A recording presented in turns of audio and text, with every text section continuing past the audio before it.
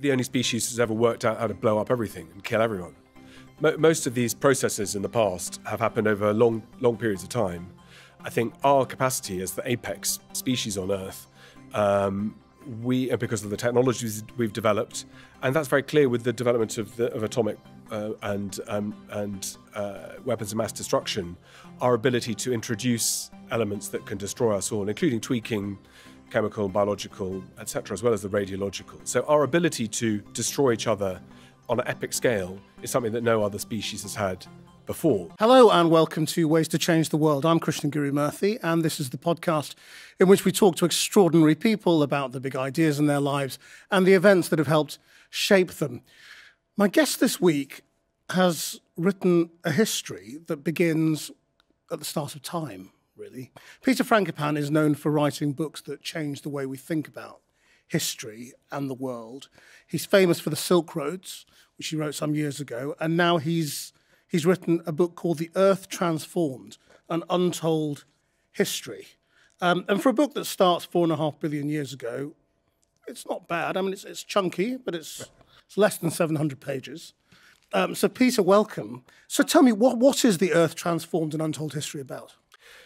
It's a big, broad history about all the different corners of this amazing planet that we live on, drifting through space since the beginning of time, trying to see how the natural world has formed around us, the things we don't often pay attention to, the oceans, the continents, the distribution of rivers, and how that's shaped our human history, and in the same time, how we humans have adapted the environments and the natural ecologies around us, both for good and for ill. So trying to recenter how we think about nature and the natural world as part of the way in which our lives all play out. Your first chapter begins at the beginning of time. And I wonder why, and how reliable any of that's. What's your source material for 4.5 billion years ago? I think why I start at the beginning of time is because when we think about our own species, it's easy to think that we've been here from the beginning. You know, that's the human experience is, the way we think about history, and all the rest of it, like you might say, well, it's unprovable and it's all very distant and we don't really have any granular detail. But at the same time, we are the products of massive climatic changes in the past. So humans have been on this planet for about 0.00001% of its existence. And that means that the way in which our ancestors 5, 10, 15, 20,000 years ago, particularly when they start to write things down and we know what they think rather than what they're doing, means that the periods before then, we maybe think about slightly differently. So we've had 5 big mass extinction events, one through oxidation, one through volcanic eruptions, tectonic plates and so on, these enormous things that last, in some cases, millions of years. And that produced a Goldilocks zone that suits our species ideally.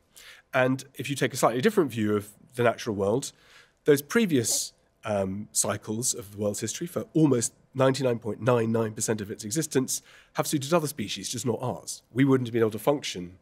And the reason to talk that through is to say, well, we're the products of all these great extinctions in the past. All life on Earth descends from them.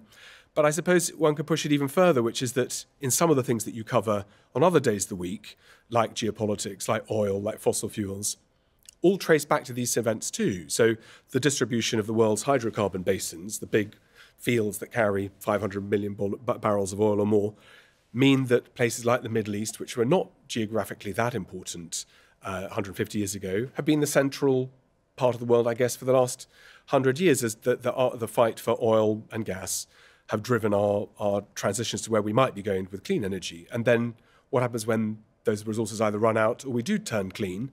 Then those carbon resources that formed by haphazard events millions and tens of millions of years ago changes these dynamics. And Helen Thompson, a colleague of mine at Cambridge, has written very powerfully around that. Here we are in Europe in 2023, energy is short, very exposed to the crisis in Ukraine and the Russian invasion. But one of our challenges is we don't have enough energy to be able to keep ourselves moving. We need to import. And so if we put the human experience into this much bigger picture about how things have dealt the ecological lottery in the past in a different way, then things open up I think, to look at things in different ways. And, that's true even when it comes to coerced labour and the transatlantic slave trade. We can see the similar kind of rhythms of where land has been most fertile in driving some of these really big events and moments in history too.